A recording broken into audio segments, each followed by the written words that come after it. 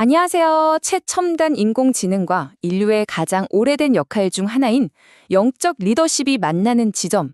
네, 정말 생각지도 못했던 이 교차점에 대해서 오늘 한번 깊이 들여다볼까 합니다. 자, 그럼 이게 실제로 어떤 모습일까요? AI가 이 분야에서 벌써 얼마나 강력한 도구로 쓰이고 있는지 한번 보시죠. 한번 상상해 보세요. 거대 언어 모델을 활용해서 클릭 몇 번만으로 주일 설교 주제부터 개요, 심지어 관련 성경 구절까지 그냥 순식간에 쫙 정리되는 거예요. 이건 뭐 말 그대로 24시간 대기하는 브레인스토밍 파트너가 생긴 거나 마찬가지죠. 와, 수십 건에 달하는 방대한 신학 서적이나 주석 데이터베이스를 AI가 그냥 순식간에 분석해서 핵심만 딱 요약해준다고 생각해 보세요. 예전 같았으면 며칠 밤 새워야 했을 연구 시간이 진짜 말도 안 되게 줄어드는 겁니다. 이것뿐만이 아니에요. 주보 만들고 광고 문구 초안 쓰고 맨날 보내는 이메일 보내고 이런 자잘하지만 꼭 해야 했던 일들 있잖아요.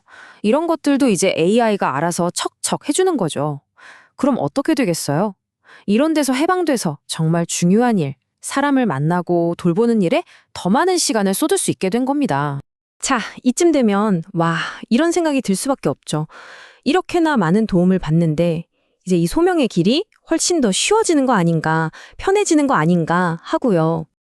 그런데 말이죠. 놀랍게도 정답은 아니오입니다. 오히려 정반대예요. 사실 더 어려워지고 있습니다. 바로 이게 오늘 우리가 파헤쳐볼 핵심적인 역설, 즉 패러독스인 거죠.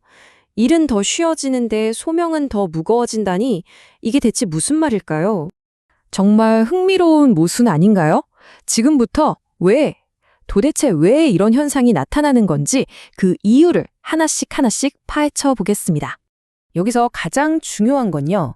일과 소명을 딱 나눠서 생각해야 한다는 거예요. AI는 보세요. 설교 준비나 행정 처리 같은 기술적인 업무, 그러니까 일의 부담은 확실히 줄여주죠. 이건 팩트입니다.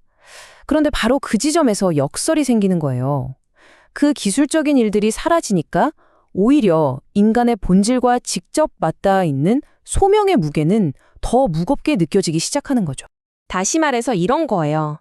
AI가 막 반복적이고 기계적으로 할 수 있는 일들을 싹 다 걷어내고 나면 그 자리에 뭐가 남을까요? 바로 오직 인간만이 할 수 있는 가장 근본적인 역할, 그 본질적인 부분만 덩그러니 남게 되는 겁니다. 바로 이 지점에서 AI가 우리에게 정말 불편하고도 근원적인 질문을 던지기 시작합니다. 기계가 이만큼이나 할 수 있는데 왜 굳이 당신이라는 사람이 여기에 있어야 합니까? 하고 말이죠. 이제는 더 이상 저는 목사입니다, 사역자입니다 하는 그 직함만으로는 자신의 존재 이유를 다 설명할 수가 없게 되는 시대가 온 거예요. AI는 계속해서 우리한테 묻는 거죠. 당신이 지금 하는 이 설교 그냥 AI가 써도 되는 거 아닌가요? 당신이 하는 말이 그냥 정보 전달인가요? 아니면 당신의 삶이 담긴 진짜 증언인가요? 심지어 당신이라는 존재가 그냥 비효율적인 과정에 불과한 건 아닌가요? 하고 말입니다. 정말 날카로운 질문들이죠. 자, 그럼 AI가 이렇게나 많은 업무를 대신해 주는 시대에 우리 인간에게만 남겨진 그 본질적인 영역은 과연 뭘까요? 오직 사람만이 할 수 있는 것, 그게 뭘까요? 이 표를 보시면 그 변화가 정말 극명하게 드러납니다. 보세요. 과거에는 설교를 몇 번 했나, 프로그램에 몇 명이나 모였나, 이런 숫자로 보이는 결과가 성공의 척도였잖아요. 그런데 AI 시대에는 그게 아니라는 거죠. 고통받는 사람 곁을 그냥 묵묵히 지켜주는 그 함께함, 그리고 말과 행동이 일치하는 삶의 진실성 같은 거요. 이런 건 숫자로 잴 수가 없잖아요. 바로 이 존재의 영역이 훨씬 더 중요해지는 겁니다. 그리고 솔직히 이게 훨씬 더 어려운 일이죠. 소명이 왜 더 무거워지는지 크게 세 가지 이유로 정리해 볼 수 있어요. 첫째, 이제는 눈에 보이는 결과보다 그 사람의 됨됨이, 즉 존재 자체가 평가의 중심이 되기 때문입니다. 그리고 둘째, AI 덕분에 일이 엄청 효율적으로 변했잖아요. 그러니까 제가 너무 바빠서요, 시간이 없어서 못했어요, 이런 핑계가 더 이상 통하지 않게 되는 거죠. 마지막으로 이 모든 변화가 결국 우리를 사람들의 칭찬이나 눈에 보이는 숫자를 넘어서서 이 소명의 진짜 목적이 무엇인지 근원적인 질문 앞에 서게 만들기 때문입니다. 결국 AI는요, 우리가 그동안 숨을 수 있었던 모든 변명거리와 완충지대를 그냥 싹 없애버리는 거예요. 그리고 우리를 역할의 가장 중심에 있는 그 질문, 당신은 도대체 왜 여기에 있는가라는 질문 앞에 아무것도 걸치지 않은 채로 딱 서게 만드는 거죠. 자, 그렇다면 이 어마어마한 도전을 우리는 어떻게 받아들여야 할까요? 이걸 그냥 위기라고만 볼 게 아니라 오히려 우리의 본질을 더 선명하게 보여주는 하나의 기회로 바라볼 수는 없을까요? 이 모든 논의는 결국 이 하나의 질문으로 모아집니다. AI 때문에 소명이라는 것 자체가 위기에 처한 걸까요? 결론부터 말씀드리면 아닙니다. 오히려 AI는 아주 강력한 필터 역할을 해요. 커피 내릴 때 필터가 찌꺼기는 거르고 순수한 원액만 남기는 것처럼요.